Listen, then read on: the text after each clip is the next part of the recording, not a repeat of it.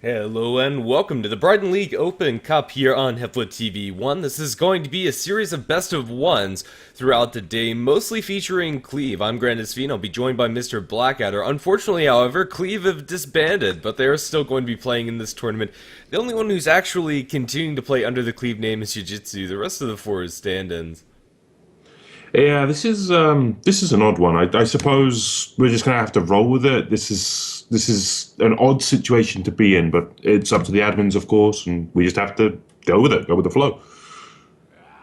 Yeah, hopefully there's still good games, and it'll be interesting at the very least to see how they perform together. Whether this is just a ragtag bunch of people met randomly in pubs, or something a little bit more substantial than that is still yet to be seen.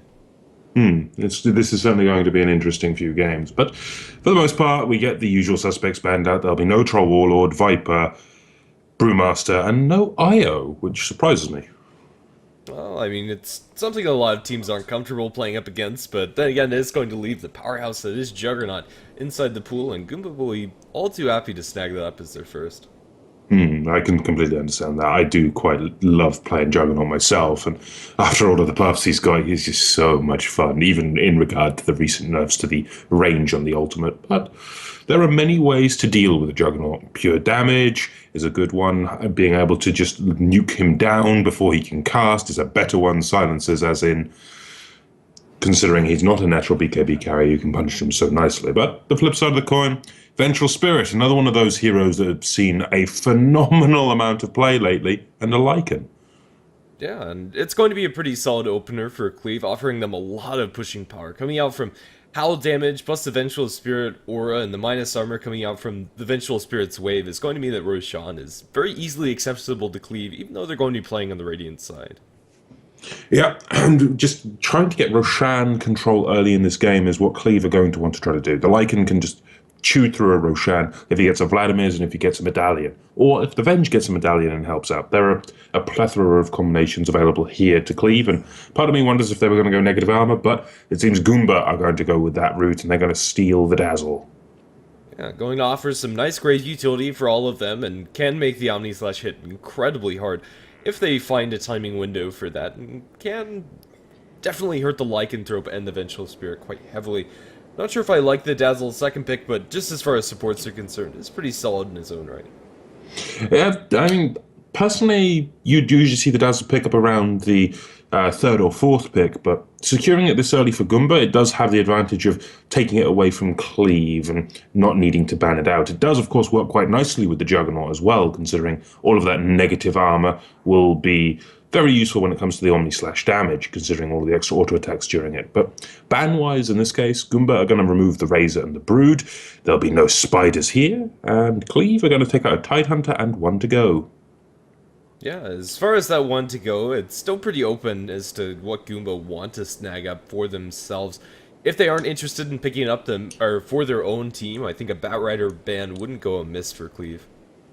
I think a Batrider would be the order of business. Either a Batrider or possibly an Earthshaker ban. Just one of those long-range disruption heroes with stuns. But it'll be a Centaur. Again, can initiate from long range if you can get that dagger. It'll be a Jakiro pick for Cleave. Yeah, yet even more pushing power to add to their disposal. That extra slow in the towers is going to be very useful for their team, and they might be setting themselves up for a pretty large deathball push, even though, as a supporting duo, it would be very defensive. That Earthshaker pick that you were alluding to earlier could fit very nicely into Goomba's lineup. Yeah, so I'm considering that quite heavily right now. I mean, Cleave, they seem to just want to go all push. Liquid Fire, the Lycan Wolves, Howl, of course, the Vengeful Spirit aura. Hell, I would not be surprised to see a Drow at this point, just if you're aura stacking, or a Beastmaster even. I mean, Beastmaster, the attack speed aura is nice if you really want to go with an aura stack, but there are better pushing heroes, and part of me thinks Venomancer might be the order here. It very well could be. I think they'd also be pretty solid in just leaving the pushing power where it is with the Venge Lycanthrope and the Jakiro, and shore up their team fighting or pickup potential a little bit more in the next couple of picks. Could certainly be another route they could go and then just look to pick up some team fight if they've got enough pushing power, but what are Goomba going to go with here? The Earthshaker does have some relevance. I would also think an Elder Titan could work out quite nicely if they really want to amplify that negative armor. It definitely could. They are missing a decent amount of lockdown and CC, in particular for the Lycanthrope, and I don't think that the Earthshaker would be bad here. They are going to settle on the Sand King, however. He's going to be a support that functions in a pretty similar manner, and just any way to start the fights on their own terms is going to be a nice boon for Goomba. I gotta admit, I do like it whenever I see a Crixolus picked up. It's such a rare hero to see, but is so powerful if played correctly. I mean, one of the best Sand Kings I can think of off the top of my head is Miracle, and he can do a huge amount of work with the hero, and it just needs to see more play. And I suppose the biggest deficit to him is the 2-second wind up on the epicenter. But for Cleave, they're going to pick up the Undying and look to try to team fight up. Yeah, definitely. An interesting pick, but Cleave are going to be going incredibly aggressive towards the enemy team. It kind of feels like this is going to be a core Jakiro now, and they're just going to look to deathball down Goomba. Although risky, and if they slip up at any one point, could be disastrous for them, I think they have the tools at their disposal that will make it work. Yeah, I think they can. I mean, there are more than enough ways here for Cleave to keep this momentum going. They have to just disable the Blink Dagger of Sand King, really, when it comes to pushing into towers. I mean, it's going to be the biggest thing of import, and Tombstone can certainly do that. It's got a big enough range. I mean, it may be just a little short from the max range of the Blink Dagger, but it can do what's needed. However, it will be a puck here for Goomba, and that's going to be their mid lane secured. So here's my question. Are we looking at a mid lane or off lane puck, and are we looking at a safe lane try or aggressive try from Goomba? I definitely think Goomba will go defensive with the Juggernaut, Dazzle, and throw the Sand King towards the jungle. It's just a little bit too risky to avoid going for that jungle farm on the Sand King, although you can offer quite a bit with just having that Burrow Strike without anything else to set up outside of Poison Touch, which is quite limited. I think they'll just take this one a little bit slower. I certainly think that might be what's needed here, and it'll be a Timbersaw ban out from Cleave, so they're going to look to try to take away that massive mobility and pure damage nuke of Timbersaw. But with Goomba, looking at the draft from Cleave, they're going to ban out the Wraith King, which is a very, very potent right-click stun that you don't want to be giving to Cleave at all. It just gives too much control. And he can man fight up against pretty much everyone on the lineup of Goomba, which is not what you want to do. Yeah, definitely not. And for now, we're going to have to see what Cleave's last pick is going to be. Honestly, I still think that Batrider would be pretty decent for them. Their lockdown is incredibly limited. They have Magic Missile into the Ice Path, which is okay, I suppose, but not enough. They'd like to have something a little bit more hard. I'll agree to that, and they do sort of need a mid lane to really fight up against this puck, unless they're going to do something weird with the lanes. Because right now I'm expecting safe lane Lycan with actually core Jakiro mid could work, but I would expect it to be a support Jakiro in this kind of logic, and then the Undying in the offlane. So for Cleave, you're looking for something that has good teamfight capability and control in the mid lane. Batrider, one of the best ones for that. Yeah, definitely. Anything akin to the puck picked up by Goomba would also not go amiss, but they'll take their time with this one. There's no real reason to rush it. I think they may be considering, do we go core Jakiro or not? Because you could run with, say, Lycan mid, it's done on occasion. Jakiro could technically mid, not the best up against the puck maybe, but hell, you could Jakiro offlane Undying into the tri-lane, which can work if they're expecting an aggressive try. Undying in a tri-v-tri scenario is just insane. And then they're just looking for one extra hero to fit that kind of makeup. But with Cleave, I suppose they do have a bit of flexibility available to them. Yeah, definitely. I think that's the biggest takeaway. They have a lot of different ways that they could drop these heroes down. It's all down to what they expect the enemy team to do. Let's see. They only have 20 seconds or so to think of this last pick, so it should be coming out shortly, whatever it may be. And they are well into their time here, and I wonder what the delay is. I mean, I suppose the plethora of options is fairly large, and are they opting for more control or more pushing power? Hell, they could opt for nuking power as well if they want to go down that route. Things like a Zeus or maybe an Invoker, but it'll be a Death Prophet, so it does add to that physical damage push. It does enjoy the negative armor brought to bear by the Vengeful Spirit, and all in all, I'm liking this draft. And the flip side of the coin, Goomba will help themselves to a Bloodseeker. Very interesting. Right now, Cleave's lineup, it feels risky unless they're able to stop Goomba from getting the Blink Daggers up for the Sand King and the Puck, and put a lot of early pressure, because once those Blinks come out for Goomba, their ability to start fights is not going to be paralleled by anything that's on Cleave's lineup. They'll have a Yule Scepter and Ice Path, and that's probably their best initiation for the longest of times. Well, the Yule Scepter Ice Path, if they can get that early Yules, that'll certainly help out, but I would be more akin to see the Yules on the Death Prophet as soon as possible instead of the Jakiro. I mean, they really need the Yules on the Death Prophet as well. Definitely so, and it is also problematic if they ever at one point lose the fight, even if they are sitting on a pretty comfortable advantage. It kind of feels like Goomba might be able to take this away with a win. Even so, just with the mid-game fighting power of the Juggernaut and the Bloodseeker. We'll have to see how they utilize it. Looks like mid-Jug. Or mid-Bloodseeker, excuse me. Well, if it's a mid-Bloodseeker off-lane Puck, yeah, this is going to be a bit odd, because you've got the Bloodseeker going up against a Death Prophet.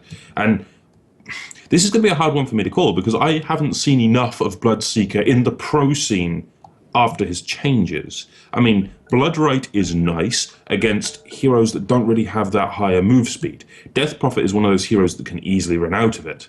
Vengeful Spirit, maybe not so much, but you can see my point. Bloodright does more against the slower heroes, like, say, a Pugna or a Crystal Maiden.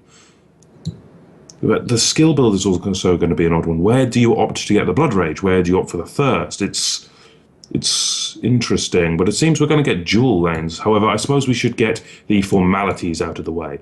For the Cleave gaming lineup, on the Jakiro we have Jera. On the Undying behind him, I have been told that this translates into Jim Moriarty, a man after my own heart. In the mid lane, we have the Lycan of Yaejitsu. And then going to the safe lane, we've got Wicked Sick on the Vengeful Spirit. And we've got Silly Slave on the Death Prophet. On the Goomba side of the map, currently up towards the safe lane on the Puck, Grizz is going to be playing on that hero. Sand King going to be handled by Gasha, mid lane Bloodseeker going to be played by Exist, and bottom lane Juggernaut played by Chiel, and Dazzle handled by Alex. So, all in all, in these kind of matchups, I suppose I have to ask you the inevitable. Where are you going to put your money, Grandis? I'm really tempted to say Cleave, and I think I'll stick to it, but just because they're running with so many stand-ins, it really feels kind of volatile. I can understand that kind of logic. I'll put my money on Goomba for this one. I sort of like the creativity of their draft. I mean, they are getting away with a Bloodseeker, for Christ's sake, and a Juggernaut with a Puck. They've got silences galore. They've got Dream Coil plus Bloodright, which is a scary combination. Throw in a Juggernaut, throw in Weave, and Epicenter into all of that. You've just got makings for a bloodbath. You definitely do, and it'll be interesting to see how they utilize this Bloodseeker. In fact, it's not going to be the Death Prophet matchup that you were talking about early on inside this game. It's actually going to be the Lycan mid, and I think this should be fairly even for both sides. Running with a Quelling Blade on both of these heroes means that getting denies is going to be pretty problematic, but both of them should be able to farm without much difficulty. The Lycan will have a bit of an edge here, considering Howl. While he has the Howl up, he will have quite a bit of last-hitting power over the Exist, which is going to be the main worry here. But all in all, the Bloodseeker should do okay. He's going to get the levels, and as long as the Lycan doesn't become too distinct in his CS lead, then it should all be fine for Exist.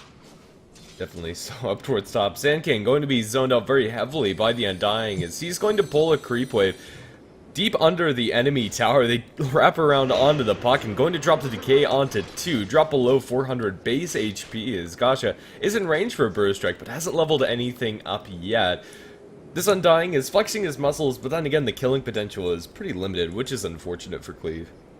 Well, I suppose a good Ice Path could still get the kill here, but it was level 1 Liquid Fire, which Chris will quite instinctively phase shift all the damn time. So it's going to be very hard, really, for Jera to be able to get any kind of impact on this lane, at least without getting the Ice Path up at level 2. Moriarty here can certainly throw a good amount of damage out. I mean, the harassment onto the enemy lineup with the Decay is going to cause problems, especially to lower health pool heroes like a Puck. Then again, this Puck doesn't really need that much farm, even though an early Blink Dagger would be wonderful for Chris to pick up. As long as the puck gets his levels, I think he's going to be just fine. I doubt that they'll be able to effectively zone him out. They'll probably be able to push his tower, but still, they'll be able to get some decent farm of the Sand King too. Currently looking potentially for this career snipe. Let's see if Gasha is going to be able to connect with it. He's getting pinged out on the high ground. I believe that's himself. And the courier is going to walk straight up into his arms. You probably need to burrow strike for this one, Gasha, if you want to get this courier. Is he going to skill it up? He is looking for the last auto attack. Can't find it. Courier juking through the trees as it goes over towards the lycanthrope, and it barely survives. I think he could have gotten that one. Just a very close call. Indeed, but mid lane, first blood goes the way of Jim Moriarty with that tombstone, and this is the threat of the Undying. He can rotate in and cause so much damage with the tombstone. I believe they were initially looking for a rotation on the mid to kill off the Lycan, but it just didn't pan out. They spent too much time hunting the courier, and now they're getting punished for it. Unfortunate too. If that career snipe happened, that's going to be the bottle denied out from the lycanthrope, and that mid lane advantage that you're talking about a little bit in the favor of the lycanthrope would probably swing the favor of Exist, just because he actually has the gold available to him to spend. Yeah, and well, I'm honestly surprised that they decided to lane the Lycan up against the Bloodseeker, but I can understand exactly why now. I mean, I figured, okay, the Bloodseeker's going to have a pretty decent last hitting power, but up against a Lycan, it just doesn't compete. But top lane, Jarrett in a lot of trouble, could get the burrow strike from Gasha here if he's not careful. There'll be a kill elsewhere, but while this is going on, Gera will take a fall. He also lost the Undying, what, in the mid lane? Well, it looks that way. I actually didn't see that go down, but he was deep behind enemy lines looking for that lycanthrope kill. Even though, as far as damage potential is concerned, Exist is pretty much being left to his own devices, especially after getting one kill.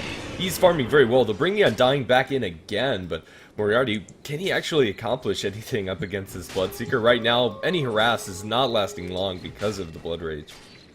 I honestly don't think they can really put the Undying up against the Bloodseeker and really get away with that one unpunished. But where's the Lycan rotated to? He rotated down towards the bottom lane. He's looking to try to get a kill here with Wicked Sick. The sun will go out onto Alex. Still, with the right clicks in, is it going to be enough? Haste Rune popped by Yajitsu. This is going to bring down the Dazzle, and now could they look for more? If they can bring down Chill, will be nice, but no, Yajitsu taking too much tower damage and he's going to have to run away. Meantime, in mid, fight under the Tombstone coming up from the Undying, currently ruptured up. Exist not going to be able to secure this kill guaranteed. He kills off one or two creeps as he heals up a little bit. Body blocks coming out from the Wolves, not going to be enough. It's the damage there. Exist running a little too fast for him, but the haste rune from Yujitsu is going to secure one more auto attack, and that's going to be 3-2 our kill score as Cleave find a freebie. That was an incredibly powerful haste rune. 2 kills on 2 different lanes. What more can you ask for with a haste? You really can't ask for much more, and a really nice rotation coming out from the Lycanthrope. Now with the Morbid Mask flying out to him on the Courier, he'll be well on his way towards the Vlads, and they can throw him towards the jungle. And a nice move it is, too, as they'll open up some more room for the Undying. Yes, and the Undying getting these levels is going to be also important, but top lane Jarrett gets caught by a Dream Coil, turns around, tries to do anything, but Bloodright gets dropped, and this is the power of the combo between Exist and Chris. Illusionary Orb forward, a couple more right clicks should be more than enough, going to bring down that Jakiro. Yeah, they'll be able to snack that kill, and for now the kill score is exactly even as Bloodseeker finds his first major rotation towards another lane. Right now, Rupture isn't the greatest way to get a kill. Oh, they will find a jump on bottom. Spin coming out from Chill as he escapes, but Alex not going to be so lucky. Munched down by the Wolves with no grave available, only level 2. He will not survive, and Chill dove down to his tier 2 tower. It's going to be a double kill for Yujitsu and a dominating spree, too. This is quite the show of force from Yojitsu's Lycan. I suppose this is what happens when you give Lycan mid lane and give him that kind of advantage, but in comes Exist. Oh, he wants something for his efforts here. Going to be able to clean up the kill on the Lycan, but he'll lose his life to Wicked Sick as well as Silly Slave. Hell, it was the Lycan Wolves that got the kill in the end, so it's a triple kill for Yojitsu. Silly Slave going to be able to elude the puck as he mops up one more. Still, it's going to be Bloodseeker finding himself a nice bit of gold and a solid rotation, if only they brought in Grizz a little bit earlier or anything else for that matter on the side of Goomba. Yeah, I suppose the rotations from Goomba, they could be better. We could be looking at more input from the Bloodseeker, but the Bloodseeker can only do so much until he tanks up a bit. I mean, I believe in this game he's going to go for, well, based on his item, either a Basher or a Sange, and I should hope it'll be a Sange, because a Heaven's Halberd would actually work out for Exist quite nicely. Yeah, or just a straight up SNY. I don't think he could go very wrong with that choice either. Chill up towards top is being constantly pressured by this Jakiro, and the tier 1 tower is falling low. But the ability to actually kill this Juggernaut is pretty limited, especially since how projected their disables are. Looking for the wraparound from the Bloodseekers is going to bump into 2. Looking fired up, magic missiled, as well as yelled at by the Vengeful Spirit, but nobody's actually going to die, just some traded cooldown. I suppose Sanch and Yasha on Exist could work. It's an item, however, that I always see as if you're going to build it, you should opt to split it and then eventually get a Manta and a Halberd. I mean, Sanch and Yasha is all well and good, but it's powerful early game. It falls off quite a bit late game, and now we're going to see the input onto Moriarty. He's going to go down in that mid lane. They lose the Undying. Yeah, and a pretty easy pick-off it was, too. This Bloodseeker puck combination doing quite a bit of work for Cleave. The Vengeful Spirit looking up towards top. We're going to see what this rune's going to spawn. Unfortunately, it's just a bounty, as Goomba puts some pressure on their on the tier 1 mid, where the Jakiro continues the pressure up top. Yep, and with the tower in the bottom lane taking heavy damage from Exorcism and Yojitsu's Wolves as well, this will be an easy tower race in favor of Cleave. And if they can push down towards the tier 2 as well, that's going to be very nice. But mid lane, TP defense comes in, they're trying to force back Exist, and they will successfully do so. Jim Moriarty will rotate in with Wicked Sick, and they need to do something about this pushing like... Slash? Not gonna throw it out, never mind that. They had the backup, but it was a little too slow in coming, and probably would have been a kill as well. Jakiro currently sitting at 7 armor. While that's happening, you've got Chris popping the DD rune on the bottom lane, just harassing as much as he can, does rotate in from Exist, and I don't think they're going to find anything on this bottom lane, even for all of this efforts of pushing, and it just seems like a stand down in terms of aggression across the top and bottom lane. I expected fights and kills then, but we didn't get any on either. Yeah, right now it's just Cleave to comfortably pressure up the enemy side of the map, as even though these heroes inside a death ball can be incredibly scary just by themselves, but more than enough pressure to take the towers. Tier 1 tower up towards top is going to put in deny range, Chill forced to spin out, and Jakiro's going to get the tower destruction, as yet again we're going to see pressure applied with no actual action breaking out. And I'm actually going to raise this point where we've got a bit of a lull in the action, or do we? Okay, look at mid lane quickly. Got a bit of brawling going between Yojitsu and Exist. But again, the Bloodseeker can just out-regen any harass, which I suppose is one of the biggest benefits of the hero. Yeah, it's shown itself time and time again. What's the point you were going to raise? The Juggernaut. I mean, lately we've seen quite a bit of Juggernaut play, but we normally see 1-1-3-1 skill build, or 1-1-1-1 skill build with extra points and stats. This time we're seeing 3-0-1-1, which is a bit of a variant, as in the jungle we've got Moriarty getting initiated on. In comes the Bloodright, Tombstone drops as a countermeasure. They're going to try to bring down the Undying, but everyone's standing under a Tombstone. So many times I've said don't fight under Tombstones, and we might just have another case of that. All of those zombies are just starting to stack up, and they'll lose the Sand King for their efforts. A puck orb will fly through, but you just can't get anything out of that. Yeah, and this is the power of the Undying, really looking quite strong. I personally don't like the Juggernaut skill build at all.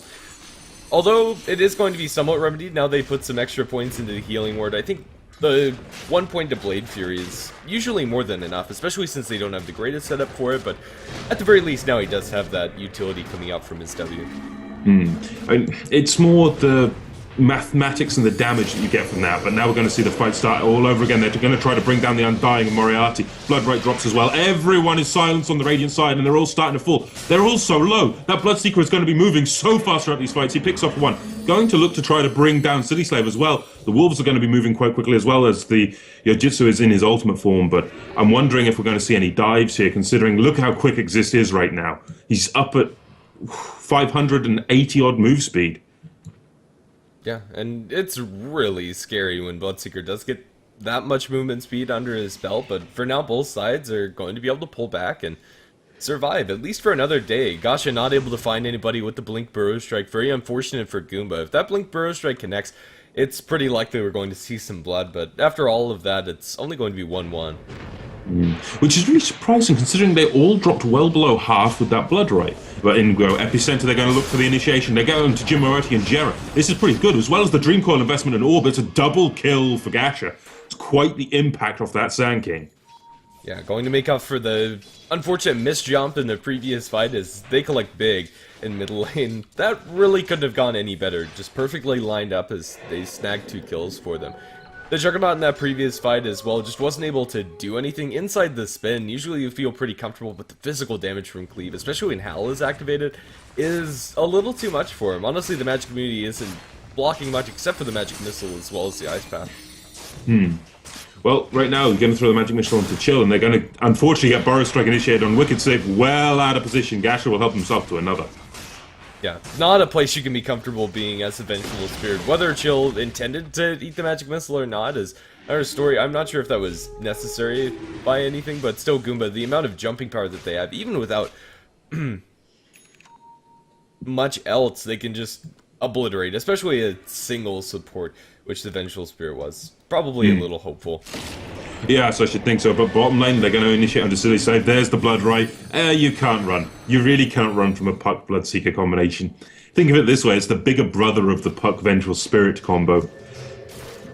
It very well might be. You're damned if you do, damned if you don't. There's actually just no good way about it. Mid lane, they'll TP back to pressure out Gary, who has been putting some pressure on this tier 2, but still, Goomba, their draft has been working out pretty well for them so far, although Cleave still have a very farmed Lycan. Yeah, I'll agree to that. I mean, the Lycan, he's farmed, he's fairly tanky, but what really can he do? He's going for a Necro Book, and you've got to consider the Necro Book, it most likely will die in a team fight combined with the Epicenter and all of the other AoE damage capable here from Goomba, but can they really afford to go with the Necro Book option and not say BKB? Considering all of these silences, Epicenter, Dream Coil. It just screams BKB, at least to me.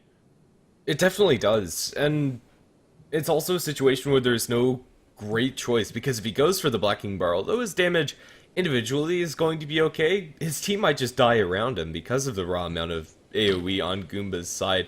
Problematic for Goomba is that their Juggernaut is dirt poor. Chill only sitting at 39 CS. He's died twice and has only been involved in 1 kill, which is really uncharacteristic for a Juggernaut. He still has plenty of time to catch up in this game, but still, it's not looking great for him.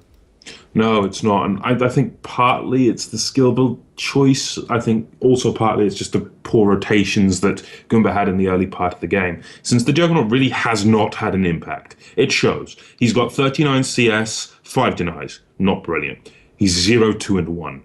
Normally, you'll want your Juggernaut to have a much more impact-heavy early game, and you can generally accomplish that with more points in, say, the crit or stats, straight stats. That's where the math comes in that I was on about earlier. It was thrown around Reddit maybe a week or so ago. It's quite surprising how powerful it is to go with stats or crit over more points in spin, with only 1 point there for the magic immunity when you need it. Yeah, more or less, and I think this is the game for it. We'll have to see if Goomba are going to be able to wait out this time where their Juggernaut is still catching up. But even so, Omni Slash is still an incredible spell. The rest of his team is more than capable of fighting 4v5 on top of it all. But more than anything, I think they could have just picked up a different carry to do exactly what Chill is doing now. Yeah, so when I think of other carries that we could run here, part of me wants to say Chaos Knight, a bit more unusual, yes, but you could go with something along that line. An Alchemist in this version of the patch I would quite like as well. Can just accelerate his gold farm considerably and can do a lot of physical damage in combination with the Acid Spray and Cask. Roshan going to be chunked down by Cleave right under the nose of Goomba as they jump for poor Moriarty. He's going to be dropped down after the blink initiation from the Puck and Sand King. Lycan going to join the fray, but outside of his ultimate form can't chase down these 3 heroes, and even though they get the Roche, the ability for Cleave to actually transition us into tier 2s, they might be able to get 1, but that feels like it should be it.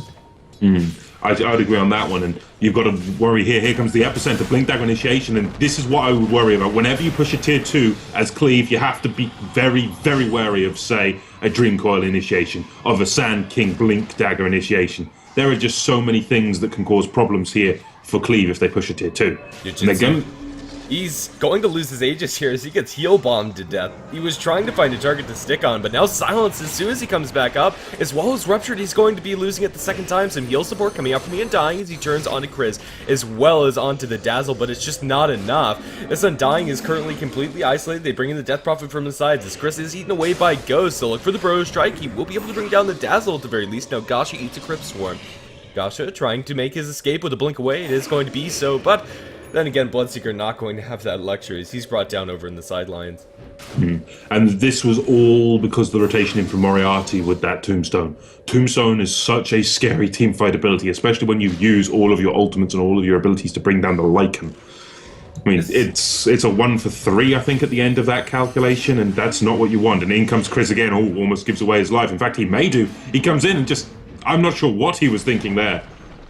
Neither am I. Before that, it was actually 2 for 2, and they also bring down the Aegis on the Lycanthrope. So, in a vacuum, that trade is okay for Goomba. But now that they list a tier 2 and a puck on top of it all, Cleave are going to be happy with what they got, even though it wasn't in the manner that they probably expected with that Aegis. It works out in the end.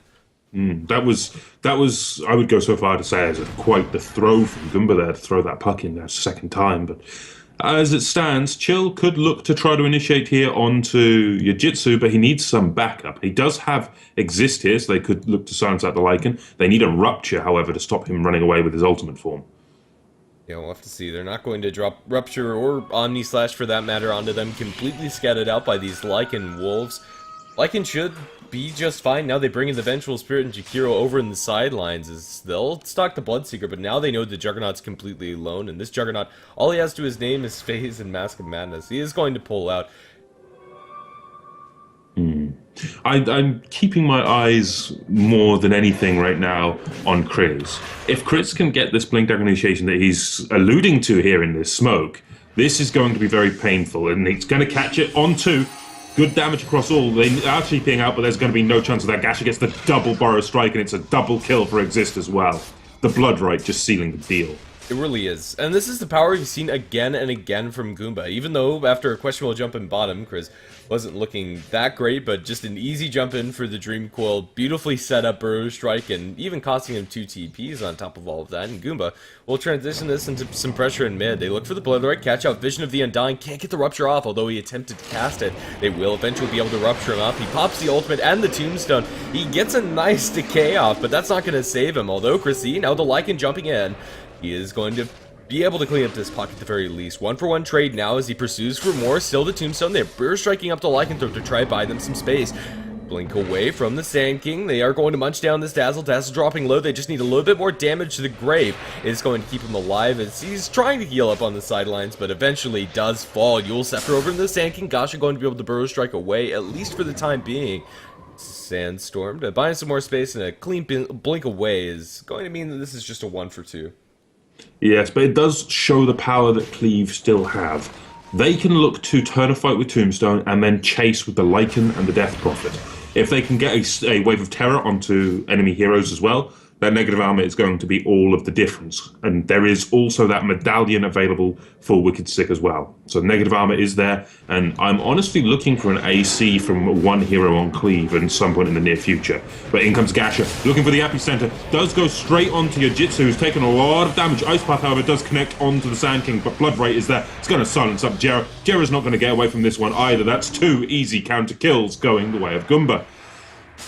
Mask of Madness still hunting. They get the Burrow Strike initiation onto Wicked Sick, and now a little bit of Sandstorm damage. 4-step forward onto Chill. He's going to need a Magic Missile to the face, but now isolated. Wicked Sick is just going to be right-clicked down by Goomba, or is he? They are just going to blink forward, a little bit body blocking action, and eventually the Venge is going to lose her life. I've consistently underestimated the power of Tombstone for Cleave, and it's turned them many a fight, but fighting without it just really doesn't seem to do it. No, they honestly do need that Cleave. There is no real way for Goomba to deal with the zombies. I mean, there are some heroes which can kill the zombies outright when they spawn. Tidehunt is one of the best ones. Anchor Smash kills zombies, but there is no real way for Goomba to deal with it. They have to either focus the Tombstone or not fight under it. And how many times have I said when we are casting, don't fight under the Tombstone? Many, and several this game too, and with good reason. Goomba also don't have good heroes to actually kill off that Tombstone. Puck and the Dazzle are the only ones bringing range to the table, and Juggernaut's in no situation where he can actually sit under that Tombstone for any duration of time. The physical damage that a Tombstone can bring is just huge, and one hero that I would have loved to see Goomba run partly would be the Earthshaker, considering how grouped up these heroes of Cleave are. Maybe in place of the Sand King, who knows, but the epicenters have been on point, and that is something I do have to credit him for. Definitely so. 2-2 tower in mid's going to fall in the favor of Cleave, and they're still able to keep up this vast amount of map pressure. They can't let up at any moment, but then again, things are still looking up for them. They're starting to constrict out Goomba and making it harder and harder for this Jug to find any space at all. And he hasn't really had any space to begin with. I mean, he's still only 1-2-1 with 80 CS. But now we get the double burrow strike from Gasha to set things up. Bloodright as well. It's going to silence out no one because they were all Ewelled up. And now in comes the Omni Slash. They're looking to do some damage, but just Chill cannot deliver. In fact, they will bring down the Lycan, but only because of the Rupture, really. And now you've got the burrow strike in, but Exorcism is still up. And the Undying is doing work, but Exist will clean up the VS on the backlines. Still, Jim Moriarty in the main bulk of the fight. The Tombstone just ticking away on everyone. The Deathlust might bring down Alex as he runs back to the well, but just look at Moriarty's stand. He has got so much health still available, but Chill will rotate in and they'll kill off the Death Prophet. The only one still standing is that Undying, and it sort of is testament to his name. He's going to continue to steal strength, but now he's silenced up. This is going to be very hard for him to survive. He may still be able to do it. They do have that decay, and it's going to steal a good amount of strength, but they need to keep dodging. He needs to keep juking, and he just cannot survive the onslaught. It's a full 5-man wipe in favor of Goomba. Cost them a buyback on the puck, but that's all it cost them. Really, for me, the MVP in that entire engagement was Gasha, time and time again landing burrow strikes on consistently multiple heroes. Even though the last one on the Undying was unfortunate, he's doing a lot of work, and even though Earthshaker might be a nice pick in theory, getting that Blink Dagger up is just a little bit too problematic, and Gasha has put this hero to wonderful effect, and they're going to defend their high ground again, and this is really problematic for Cleave. Although for now they're able to maintain a decent amount of gold, it really is starting to slip out of their hands, and with a 2-tower advantage. I mean, this kind of lead from Cleave right now, it's only going to grow if they keep finding... kind of lead for Goomba that they're starting to build. It's really just going to keep going if they can keep brawling like this. And now in comes Moriarty onto this bottom lane, and if they can look to scrap with the Undying and kill him outside of a team fight, that's huge. And Gash is going to look to do just that. Epicenter, Burrow Strike on too. They evaporate under that kind of power. This is exactly what they needed, and now they can find some objectives off the back of this. I expect possibly this tier 1 bottom could be the focus. It does get pinged out, but, well, Chill's going to rotate into the jungle and just steal some CS while Chris will push in at this tier 1. Definitely. Juggernaut finally picking up a major item as well, is finally caught up to the top of the net worth chart after a long duration near the bottom of it. Bloodseeker going to be dropped low. The Grave going to buy him a little bit more space. Swap back in the enemy team. He's going to be forced out away by Gasha. They just need one more right click. They're going to find it from Silly Slave. Cryptswarm going to miss. And unfortunately, so it is going to be 2 kills going the way of Cleave. At least for Goomba, that is. Goomba, I'm unsure. They tried to push in 2 lanes at once and they got punished for it. The physical damage coming out of Cleave more than enough to shred that Bloodseeker, and that's the big problem. And you can't really run away from them either because of the range of the swap from Wicked Sick. He's got that level 2 now. Hell, if he can get to level 16 before, say, the 35-minute mark of this game goes long, then having that massive range on the swap is going to be oh so nice. They won't be able to run at all when Cleave get the advantage to chase. They definitely won't. For now, Goomba are going to be forced to refresh, and although their fighting potential with the Sand King in the puck is immense, fighting without them is a different story. They should be able to repel anything that Cleave are putting into them now, but it is still Cleave's turn to apply that pressure aggressively. Right now, Goomba are pretty bottled up, and their ability to shove out these lanes is pretty limited. Lycan, potentially bumping into Gasha, is going to spot him out with a Wolf. So there's going to be no real risk of burrow strikes or epicenters from Gash because that Wolf could just turn around and cancel the Blink Dagger. But I suppose, what can Cleave really do right now? They're trying to drain away the jungle of the enemy, but they're going to have to contest Roshan soon because he's about to respawn. It's the longest possible respawn nearly. And with Roshan coming back online, I think that might be the next focus of team fighting. Yeah, and it would be a very important objective for Cleave to take. Without it, I just don't see them taking high ground. And even with it, it's going to be hard, don't get me wrong. They're going to look for some ward control around the Roshan pit, trying to take away that dominance from Goomba, and are going to look for this denial of a ward, and they will be able to succeed. Well, that's if he could hit high ground. We could still finally kill off that Observer, but I'm wondering, considering we are seeing a full mustering of power from both teams near that pit, Is it going to be time to Roche, I wonder? BKB now online for the Bloodseeker. That's a pretty damn big pickup, but it doesn't help him against probably the worst part of Cleave's lineup right now, the physical damage. How does the Bloodseeker stand up against that when he's gone Sanjin, Yasha, BKB? Yeah, honestly, I'm not so sure. I would have loved to see some really major armor item, not only for him, but for the rest of his team. Vladimir's offering potentially could have been picked up by another one of the supports, but that extra 5 armor cannot be understated, especially when you're dealing with so much physical damage as you already alluded to, or even going in towards an assault cuirass. I think would have been a pretty solid pickup for Bloodseeker. But we do have a full 5-man smoke coming on their bottom lane, and speaking of armor items, I think the AC would have been a really damn good choice, but we're seeing an initiation onto that Juggernaut. He does get caught by the Ice Path combination, but he spins out, it doesn't catch in time. And they could potentially outrun the lineup of Cleave here, but in comes the Rupture. That's going to slow down your Jitsu considerably. He does get healed up by Jim Moriarty, but there's just so much damage coming out from that Omni Slash. However, here comes the Epicenter. Burrow Strike across multiple heroes. Wicked Sick about to fall as well. It's a double kill for Gasha. 3 heroes down on Cleave's lineup, and now they're going to look to bring down the Undying. They controlled him this entire time. They kept him Yules, and that's how you deal with him in this game. You control him. You lock him down. You do not let the Undying cast. 7-1 and 14. Gasha has been doing so much work on this Sand King, and now it's Goomba's turn to go into the Roshan pit. Denying that away from the enemy team in and of itself is a pretty major objective, but that Burrow Strike Epicenter onto 3 was so huge for Goomba, and right now the game is completely turned up on side its head. Although Cleave still have a farmed Lycanthrope, it really doesn't feel like he has that many items with just the Necronomicon 3 as well as the Vladimir's offering. Although he can farm and push very effectively, his ability to survive in these fights is so limited. BKB seems like it was necessary 10 minutes ago.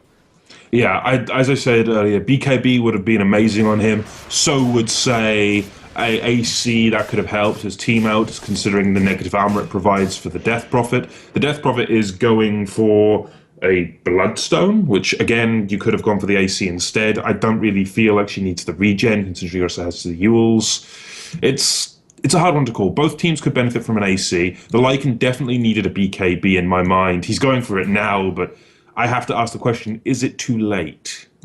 It very well might be. And it's just really hard for the Lycanthrope. Rupture is going to put an end to most of his attempts to actually fight, as his mobility is very important. The Lycanthrope would actually stick on a target and get that damage through. They'll be able to lock him in place, if by nothing else mentally. Tier 2 tower down towards bottom, going to be taken by Goombas. It doesn't look like Cleave are interested in really defending that. They are going to be pressured back in towards their tier 3 tower in mid, but should be able to defend as well as take this tier 2 tower, but they'll take no chances as they are already back in. Burst Strike onto the Necronomicon units, and this is going to be a lot of gold given the way of Goomba. In fact, they dodge the Necronomicon damage onto Kriz as he gets a fast phase shift off. Instant smoke from them as they look to gank the Lycanthrope. He is spotted out inside his wolf form. It doesn't look like they're going to be able to chase him down. No, he's just too quick, and without a Rupture, he will escape. That is the ultimate thing, and I can understand them TPing back very early instead of staying for that tier 2. Do you really want to take any chances up against a Lycan and a Death Prophet? You can lose your towers in seconds. Definitely, and it works out for them. They'll be able to defend and mop up that extra 400 gold and the truckload of experience too from the Necronomicon. The illusions from the Lycanthrope are going to be annoying. There is no backdoor protection, but that is going to be coming up shortly anyway, and they do negligible damage on top of it all. Juggernaut deep inside enemy woods. If he finds an Omni Slash on this, Undying could be the end of the line for Moriarty, and it looks like that is going to be the order of business. He will mech up the creeps, and he's going to keep himself alive for a little bit longer, but just the raw right clicks and an extra burst strike from Gasha. They don't need the Omni Slash, it seems. They're still fighting underneath the tombstone. A swap coming out from Wicked Sick is going to keep him alive. Sandstorm popped out by Gasha over on the sidelines. Force Staff forward. The mobility coming out from the Sand King is pretty darn ridiculous. It looks like both of them will be able to retreat, however. That hesitance to commit the Omni Slash was the deal breaker there, but now comes the turnaround. Chill pops that Mask of Madness, wants to go back in. Blink forward by Gasha. They want to try to bring down Wicked Sick. Hell, they're looking in the tree line as well for the Undying. They're not going to find it. They'll instead find the VS, and they'll find off the easy pick off there. But in the back lines of this fight, oh, Moriarty goes down to exist, gets caught up by a Rupture and a Blood Rite. Up towards top as well, Dreamcool committed onto the Death Prophet. Eul Scepter 1 to cancel a TP. Silly Slave's own Eul Scepter to delay. Burst Strike unfortunately going to miss, but Silly Slave still going to fall as action breaks out in top and bottom, and in all accounts favoring Goomba. Yes, 3 for 0 in favor of Goomba. I don't think it can get much better than that, or can it? Yujitsu going to get burrow striked up. This is a very bad place for the Lycan to be, but can he escape? Omni Slash is already going on him. It's going to jump to the creeps, though. Doesn't go back to the Lycan, but blink forward by Chris with a Yule Scepter will. And it's going to be another kill way of exist. That's 4 for 0. Better than 3, certainly. Definitely. And time again, Goomba have been able to take these favorable engagements, and it really shows in the net worth graph. It's just been a downward slope from Cleave, although about 17 minutes into the game, they found themselves in a position where they're able to consistently take towers. Even then, Goomba still had a decent gold advantage, and right now it's just falling completely off of the rails. Currently, just a huge advantage on Goomba's favor. 14k gold, 25k experience. That's an avalanche compared to some leads that we've seen grow slowly over time. And just that kind of speed towards these items that Goomba are picking up. I mean, Veil of Discord Sand King. I love this item on Sand King. Such a good pickup. Hell, it's mathematically better than the Aghanims, and he's got it at the right point as well, after his mobility. You've got, for the Juggernaut, I believe, yes, the full Basher there as well, and the Sand King will clean up the Jakiro. Yeah, showing off the power of that Veil ultimate, 100 to 0ing the Jakiro by himself, and not the easiest hero to do that to as well. Goomba going to take down this tier 2 tower, finish what they started in bottom, and Chill's still going to be looking pretty healthy. Your full basher is flying out to Chill on top of it all, and those surprise bashes are going to give them just that little bit of extra lockdown that they need, or the Lycanthrope. Looking towards mid, if they kill off Gasha, things could be going in their favor. This is an 8 kill streak on him, and it looks like they are going to be able to do so. That is going to be your monster kill going the way of DP. Indeed, and that's one hero you don't want to be giving that level of gold to. And she's already got her Bloodstone now, so she could start gearing towards that AC that we're both looking for. But there's a buyback from the Sand King. He wants to come back in and fight this one. He doesn't have an epicenter for 40 seconds, and now we're going to see the commit from Cleave. They want to take everything, but a blink, burrow strike through, catches 2. BKB's now being fully popped though, and the Bloodright does catch 3. But I believe there's a Tombstone in the mix somewhere, and everyone's just taking a good amount of damage. The Bloodseeker has to run out, unfortunately, because he's taking too much physical damage and Chill. Now trying to go toe-to-toe with Moriarty. He just can't stand versus that. They do get the Lycan in exchange, but now Kriz comes in, tries to clean up one, does get the Jakiro, and now you've got your Jitsu, double kill. He's back trying to do what he can with his wolves at least, trying to micro those, but it's going to be Exist cleaning up another one, and the Tombstone just isn't doing enough anymore. Moriarty's going to be the next one to fall, and it's going to be a 4 for 1, 4 for 2, I think, at the end of the fight.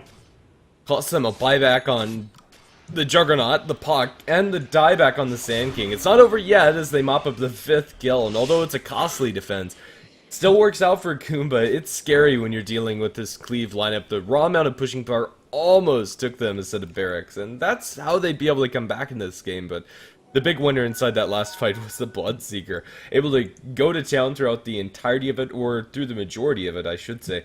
And Goomba looking solid. Lucky enough for them, they were holding that extra bit of gold, and they look towards bottom as Silly Slave looks to be the next one to fall. No, just a little too fast with the phase and Yule Scepter. We'll be able to make it back under his tier 3 tower.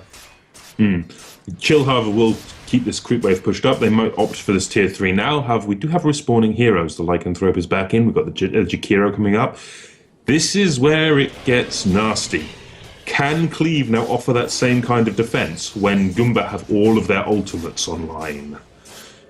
If they do, it could go very south for Goomba, and they are going to respect that as they pull out as soon as the Lycanthrope comes back into this game. They look down towards bottom, swap, and Magic Missile on to Chill. Silence up. This Juggernaut's still pretty tanky, though. Mask of Madness hasn't been popped yet. Where's the backup, however? Yule Scepter up. They'll bring in the Lycanthrope, and now Chill looks to be slayed to fall. Epicenter being channeled by Gasha, looking for the turnaround. He's going to save Chill and might be able to turn around onto 2. Silly Slave, as well as Wicked Sick going to fall. Silence on the ground from the Bloodseeker. Doesn't actually connect on anything, but doesn't matter. No, the damage from the Bloodseeker is too darn high. Buyback from the Death Prophet. She wants to get back into this. Gara's being chunked down by Exist, and GG's called out in the middle of this fight. This all went sideways when you had that Sand King just being oh so patient on that high ground. That epicenter was beautiful. Triple kill for Exist will end this one. And, well, quite the show of force there by Goomba to recover, in all honesty. Gasha, this was really his day. Let's see if Cleave are going to be able to come back later on throughout the duration of this evening, and they will have another best of 1 coming up shortly. That said, Goomba looking strong. That Sand King performance was stellar. Yes, it was. That was probably one of the best tankings I've seen in a long time, and it's one of those heroes that he is just so fun to watch played properly. Definitely. Alrighty then, this has been HeflaTV with the Bridon Open Cup. We are going to have this back up and running shortly, so don't go anywhere. We'll have more games your way soon.